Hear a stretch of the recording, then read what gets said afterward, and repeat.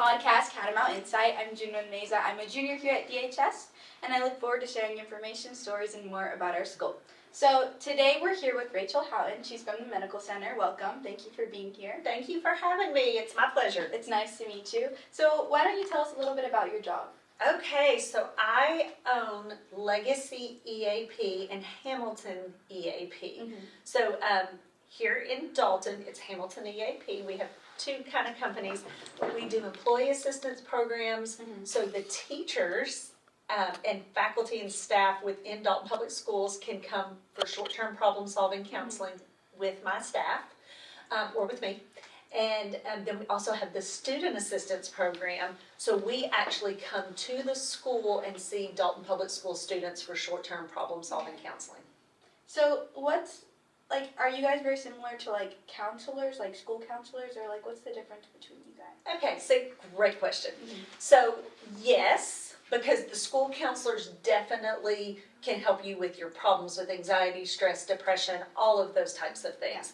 But they also have to do academic counseling and all of that and scheduling. And so we are an extra layer that if students are really struggling and need more counseling, we can come and do that. So I think mental health, especially when you're a teenager, you're growing, you're developing, is very important. So coming from a Hispanic household, it's kind of known mental health isn't really real, it's not important, so it's great to have people as yourself who come and help us. So why do you think mental health is important for teens? Oh my goodness, it is so important for teens because teens now are very well aware of mental health issues. When I'm old, okay, so I'm 52 years old, I don't mind telling everyone that, but when I was growing up, anxiety was not something.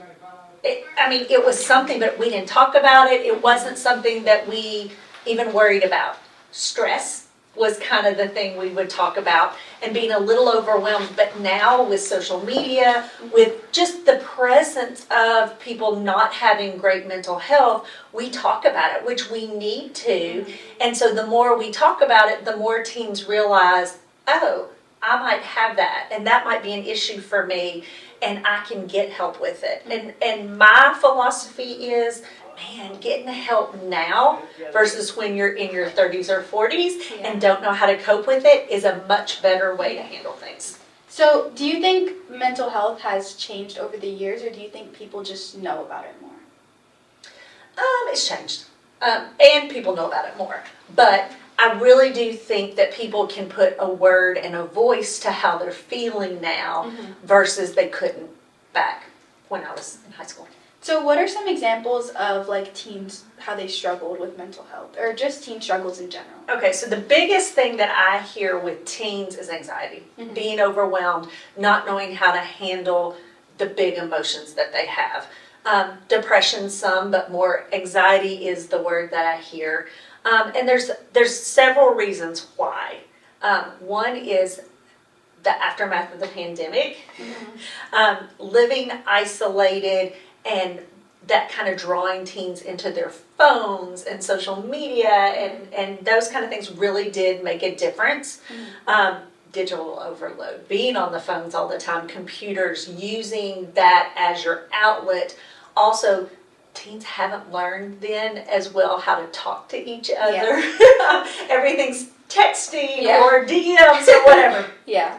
So that is something. Academic pressure is real and hard, family stressors, and they're just feeling like they have a lack of support.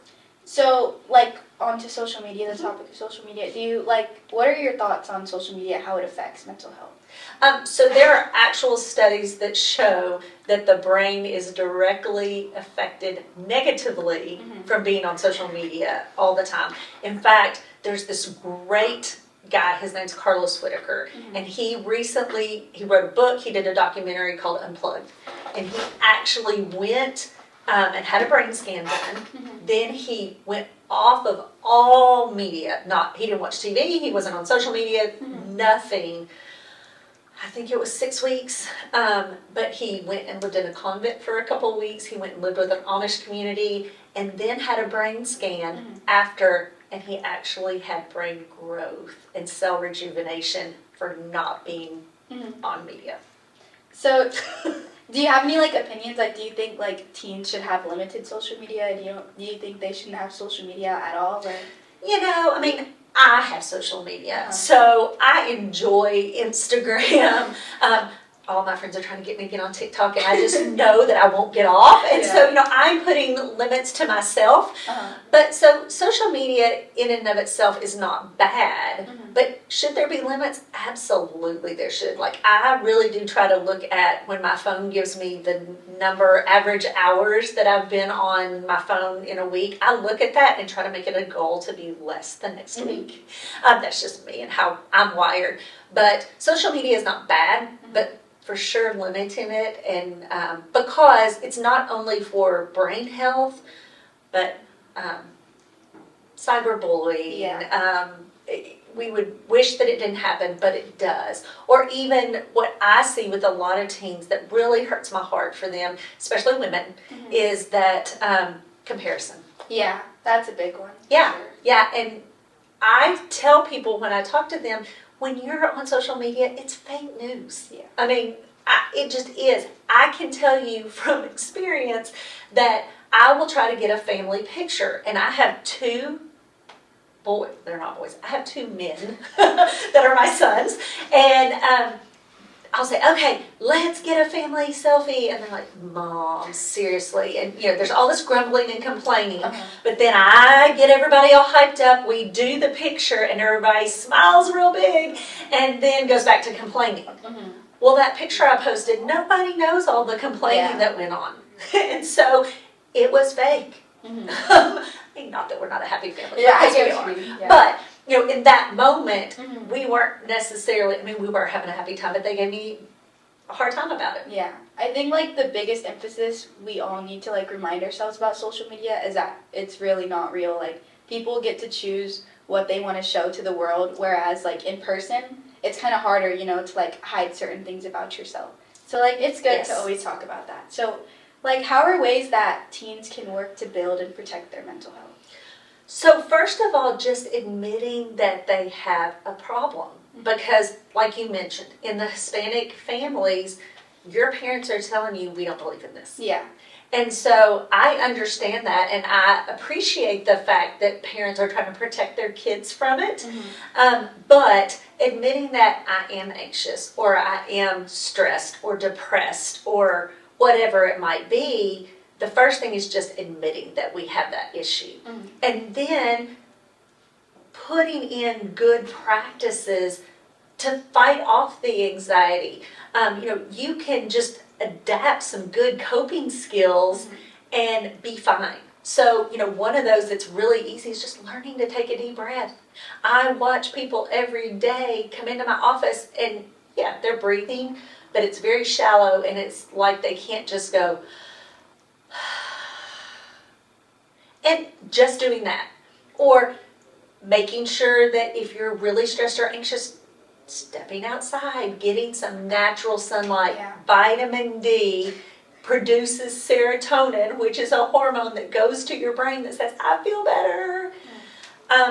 Learning to become a regular exerciser, not because of what the body looks like, but because it's all about mental health. So those are just 3 off the top of my head things that teenagers can start doing today. So how can teenagers request help if they are struggling? If they are struggling, they can do it a couple of different ways. The best and easiest way is just to go to the school counselor and say, I would like to talk to somebody from the Student Assistance Program.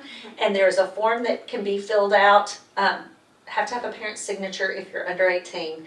But the parent can sign it, and it gets sent directly to me, and I send one of my counselors over to see somebody. It's that easy. A phone call to 706-272-6558. The parents can call and request. Sometimes the student doesn't want to be seen at school, and they can absolutely come to our office, so that's an option, but the easiest option is for us to come to you.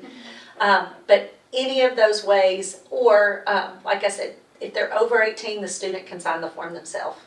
I think it's really great to have these kind of resources, and it's good to that we're here today, we're able to talk about it, so more people can find out about just being able to learn about what's going on with themselves and how they can solve things. Absolutely. We're all learning and growing. Yeah. I'm still learning and growing, and I'm the professional in this. So. Well, I want to thank you for coming and for being able to talk about this. I had a really nice time, and I hope people can watch this and learn from it. Absolutely. And again, I just want to reiterate, don't hesitate to ask for help. Even if you don't believe in mental health, we're not going to give you medicine. We're not going to do anything like that. We're just going to help talk you through some good tips and tools to get you on the right path. It's good to just talk sometimes. Absolutely. In person. Yeah. Not through texting. That's right.